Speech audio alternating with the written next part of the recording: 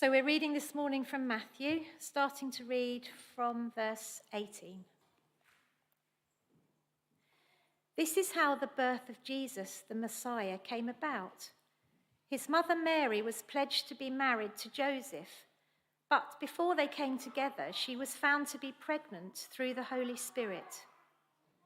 Because Joseph, her husband, was faithful to the law and yet did not want to expose her to public disgrace, he had in mind to divorce her quietly. But after he had considered this, an angel of the Lord appeared to him in a dream and said, "Joseph, son of David, do not be afraid to take Mary home as your wife, because what is conceived in her is from the Holy Spirit. She will give birth to a son, and you are to give him the name Jesus, because he will save his people from their sins." All this took place to fulfill what the Lord had said through the prophet.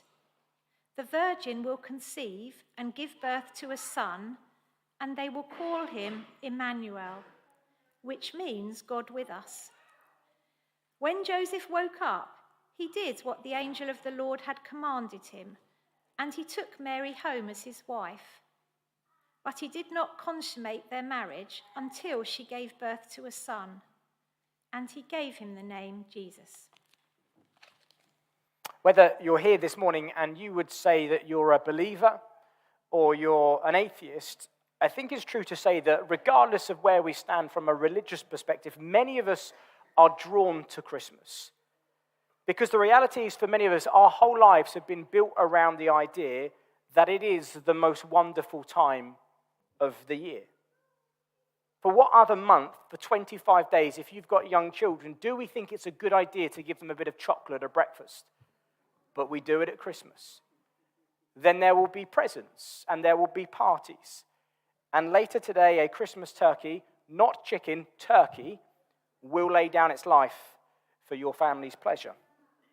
It's that time of year, isn't it, that we sit at home with the box of chocolates and the crackers and we watch on with joy as Buddy the elf is reconciled to the father who abandoned him. It's the time when Macaulay Culkin will be left all alone at home. And it's the time where the Grinch, with his Grinch's heart, it will grow 3 sizes. But friends, beyond the nostalgia of the food and the films of Christmas, I think the reality is many of us come to Christmas each year with a sense of hope. Hope that this might be the year that maybe my brother and I, who haven't talked in decades, might finally be reconciled. Or this is the year where our family and our home will just look like, for one afternoon, a holiday Christmas card. That everyone will just get along for a day. For after all, we have been told and promised, haven't we, there will be much mistletoeing and hearts will be glowing when loved ones are near. But as much fun as the toys and the trees and the turkeys are, friends, the reality is this morning, they are a shadow of a greater reality.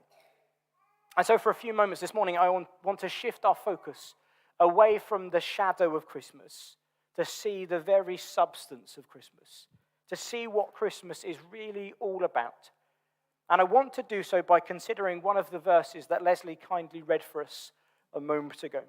There in Matthew's Gospel in chapter 1 and verse 21, we read this: "She will give birth to a son, and you are to give him the name Jesus, because he will save his people from their sins."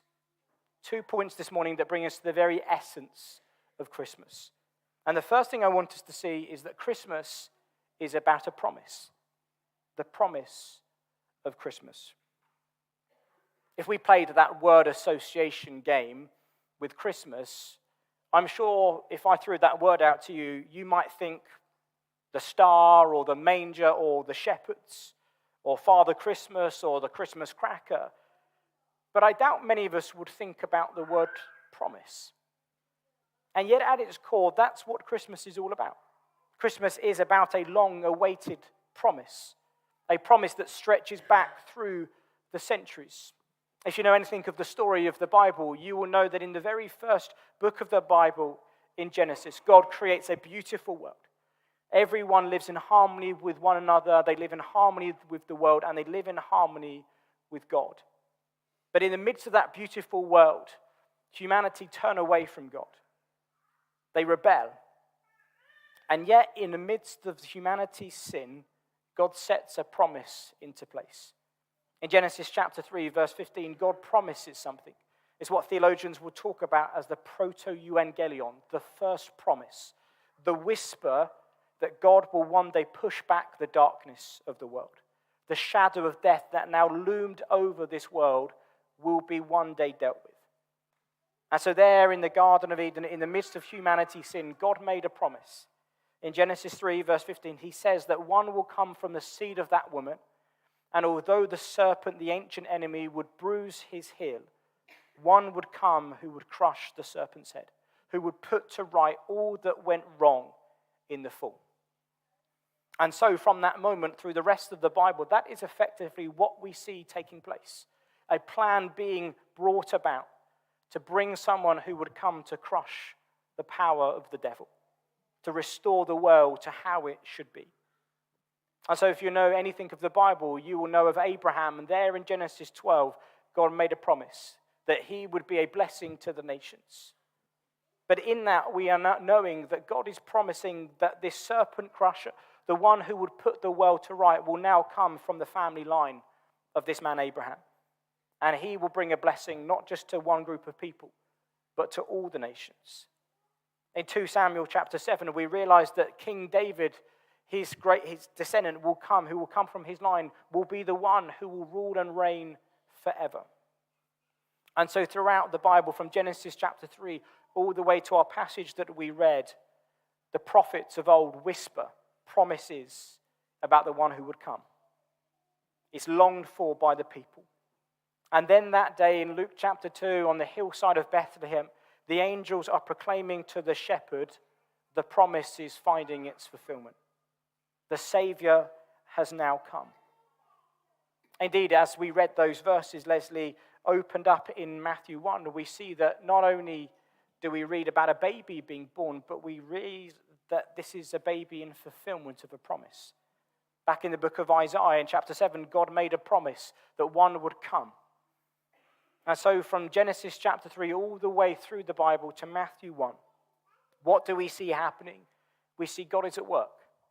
God is at work sometimes even in the messiness of Israel's history, even behind the scenes, orchestrating his plans and his purposes so that at just the right time, his son, Jesus Christ, would be born of a woman and born under the law to redeem those who find themselves held captive to sin, so that rebels could be turned to sons and daughters. In speaking about the plan of God to bring about the Messiah, a writer, he says this, Paul Tripp, he said, God saw his world ravaged by sin, but he was unwilling for it to stay this way. So he devised a plan. It would take thousands of years. It would mean harnessing the forces of nature and controlling the course of human history. But he could do it. From the moment of the fall, for generation after generation, he controlled everything so that someday he could fix what had been so horribly damaged into this world at just the right time. He sent his one and only Son into our lives, that while we were sinners, Christ died for you and me. Do you see it? As we consider the promise of Christmas, it reminds us of the comfort of the truth that God has not forgotten you. He has not forgotten his promises. God did not sit up in heaven and abandon his promises to bring about the one who would push back the darkness. Rather, from the very beginning, God's heart has been set on bringing about this plan. Which means as the birth of Jesus is announced to the shepherds on the hillside of Bethlehem, it's not a random event. It didn't come out of the blue. No, it's the culmination of the promises of God. And so for all of us this morning, Christmas declares to us, God did not leave us in our own mess. He promised that he would send someone to make things right, to restore that which was lost in the garden. And so when the angel comes and tells Joseph in Matthew chapter 1 that Mary is going to have a son and they are to give him the name Jesus, it is a direct fulfillment of this promise to save. And so, friends, be encouraged by the reality that such is the love of God for us this morning, that he would set a plan into motion, a redemptive plan, not a quick plan, not an easy one, but one that would take thousands of years to reach its fulfillment. And yet in all that time, the love of God for his people never wavered. His promises never failed. His plan was unfolding even when it could not be seen. And what was the purpose of the plan? Well, verse 21 of our passage told us, she will give birth to a son, and you are to give him the name Jesus, because he will save his people from their sins. The purpose of the plan of God was to bring about salvation. And so, friends, this is the love of God for you this morning. A love that would mean that he would set a plan into motion lasting thousands of years so that he might save to himself a people. And so as we gather on a Christmas morning, we're not just celebrating the birth of a baby born in a manger 2,000 years ago. We're celebrating a promise fulfilled in the most miraculous of ways. And friends, think about it like this. If God was faithful through the course of history to bring about that promise, so you can trust him today. As we come to an end of a year, it's a time, isn't it, that we begin to look back to the year that is gone, but we also look ahead to the year that is to come. And yet, as we look to 2025, the reality is none of us know what the year ahead will bring. But what we can know is this, that this God has promised that not only will he bring about a plan to save people, but through his Spirit, he will keep his people to the end. And so as we come to Christmas Day, we are reminded of the reality of God's plan being worked out so that at just the right time, his promise would come to fulfillment. But notice the promise of God finds its fulfillment not simply in a plan, but secondly, wonderfully, in a person. And so secondly, the person of Christmas. Notice at the very heart of this promise, we see it's not just about a promised plan itself that we focus on, it's on the person who makes the plan possible. That is why Jesus was given the name he was in verse 21. You are to give him the name Jesus because he will save his people from their sins. Do you see it? The purpose of the coming of Jesus was to bring us back into a relationship with God so that it could be like it was in the garden where humanity lived perfectly with their Creator, so that we would not forever be bound by sin and death. But notice this morning that not only does Jesus' name point to his purpose to be one to save his people from their sins, but wonderfully it speaks to us of his presence. The next verse that Leslie read to us said this, all this took place to fulfill what the Lord had said through the prophet. The virgin will conceive and give birth to a son, and you will call him Emmanuel, which means God with us. Friends, do you see the wonder of Christmas for us this morning? God did not just send anyone, did he? He didn't send a mighty angel or a powerful general. No, he sent his son. And his son did not come to a palace or to a royal family, but to a humble manger, born not to kings, but to ordinary poor peasants. And so the King of Kings comes in such a humble way to show you and I that God is not distant. God is not just sitting up in heaven tutting at us, watching us struggle. No, he came.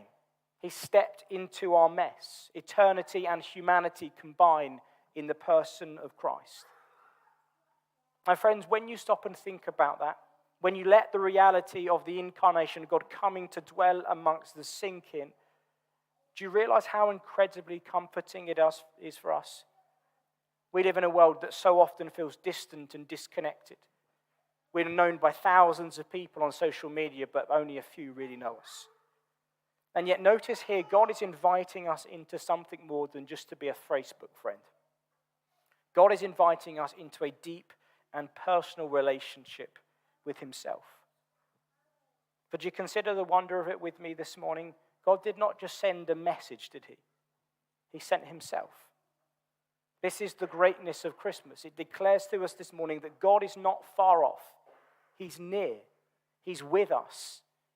After all, he is Emmanuel.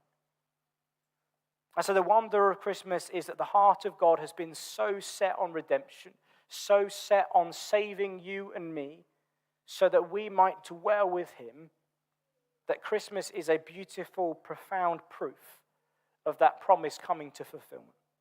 A promise that wove its way through the nation of Israel's history, from the patriarchs to the prophets, from the tabernacle to the temple, from the kings to the priests, and it finds its fulfillment in the humble manger of a baby. But not just any baby, but Emmanuel, God with us, and God who's come to save. And that, my friends, is the heart of Christmas this morning. Not the decorations and not the presents, not the warm feelings when we're surrounded by friends and family. The heart of Christmas is declared in a promise and fully realized in a person. I'm sure for many of us, as we leave this place after this service, the rest of the day will be full of moments of joy, surrounded by those that we know and love. There will be laughter, there will be good food, there will be the giving of gifts, and if you play your cards right, you might even get an afternoon nap. But friends, as wonderful as those things are, and as much as I hope you enjoy every moment of today, do not miss something. You see, the reality is we can get so caught up in the shadows of Christmas. We can get so caught up in the trees and the turkey and the tinsel. And as amazing as those things are, and don't get me wrong, I love them. We've been making mince pies in my house since about September. I love them all except tinsel, but that's another story for another day. They're shadows. They're not the substance of Christmas. And my prayer for each one of us this morning is that this time would be an opportunity for each of us to glimpse beyond the shadow and to see the substance. But Matthew chapter 1 and verse 21 tells us that Christmas, well, it's in the name. It's about Christ. And after all, if you take the Christ out of Christmas, what do you get left? The M and the S. The Marks and the Spencers.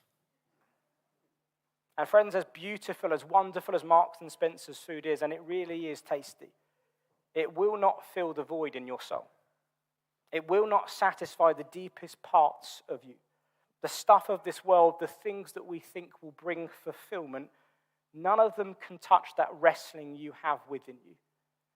And deep down, all of us know that to be true. And so as we close this morning, do you see the substance of Christmas today?